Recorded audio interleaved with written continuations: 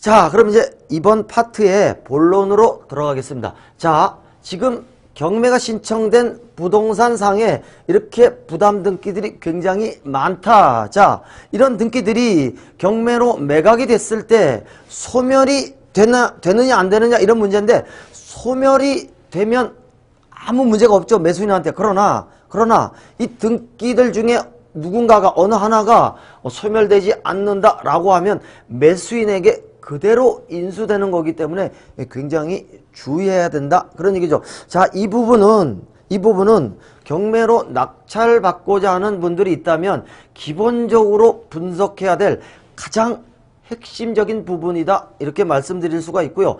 이 부분은 집중해야 됩니다. 자, 그러면 첫째, 여기에 근저당 설정 등기 나와 있는데, 일반 저당권 등기는 지금 실무에서 거의 없습니다. 실무에서는 거의 대부분이 근저당의 형태로 이루어지고 있다. 자, 그러면 근저당 설정 등기가 등기부에 있겠죠. 자, 그러면 이런 근저당 설정 등기는 경매로 매각이 되면 전부 다 소멸됩니다. 전부 다. 자, 이 얘기는 근저당 설정 등기는 등기부상 순위에 관계없이 경매로 매각이 되면 전부 다 소멸된다, 그런 의미고요. 이 근저당권자가 나중에 법원에서 배당을 얼마를 받든지 관계없이 전부 소멸된다, 그런 의미입니다. 결론을 얘기하면 근저당 설정 등기는 등기부상 순위에 관계없이 배당을 실제로 얼마를 받느냐 거기에 관계없이 전부 경매로 소멸된다. 그 다음에 가압류 등기. 자, 가압류 등기도 기본적으로 경매로 매각이 되면 전부 소멸된다. 다만 여기서 조심해야 될 게 하나 있다, 그 얘기죠.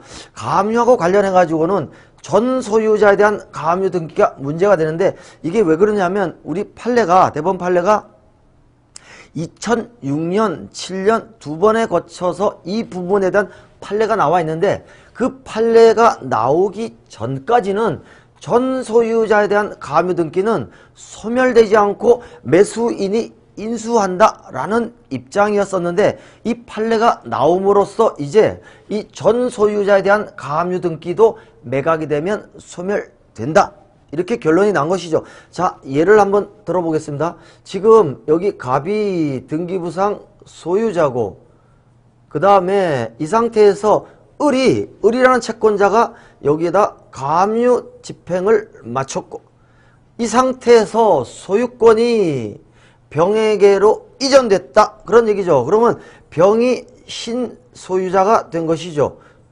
그럼 여기는 구소유자가 되어버렸죠. 자, 이 상태에서 병이 여기다가 담보를 내주고 돈을 빌려 쓴 거죠. 그러면 정이 돈을 빌려주고 여기다가 근저당이라는 담보권 등기를 마쳤다. 자, 이런 사례에서 보면 이 상태에서 이 부동산에 경매가 신청돼 가지고 매각이 됐을 때 이 가압류 등기하고 근저당 설정 등기가 소멸이 되느냐 안 되느냐, 이게 굉장히 중요한 문제죠. 지금 이 상황은 예를 들어서 이 근저당권자가 이 부동산에 임의경매 신청을 했다라고 가정을 하면 되는 것이죠. 자, 이때 이 가압류와 근저당이 매각으로 소멸되느냐.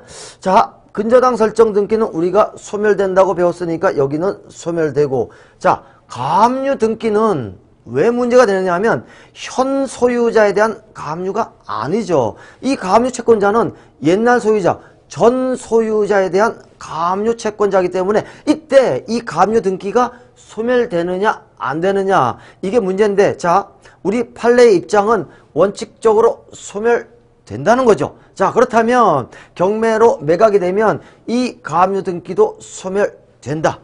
소멸이 되고 그 대신 우선적 배당이라는 얘기는, 자, 나중에 이 물건이 매각이 돼가지고 이제 법원에서 배당을 하게 되면 배당 절차 들어가는데, 이때 가압류 채권자하고 근저당권자가 배당을 받게 되죠. 원래는 가압류가 선행이 되고 근저당이 나중에 등기가 됐을 때는 이 둘 사이의 배당은 동순이기 때문에 안분 배당이 돼야 맞는 것이지만 이때는 우리 판례가 우선적 배당을 받을 수 있다는 얘기죠. 신소유자에 대한 채권자보다 우선적 배당을 받을 수 있다. 그런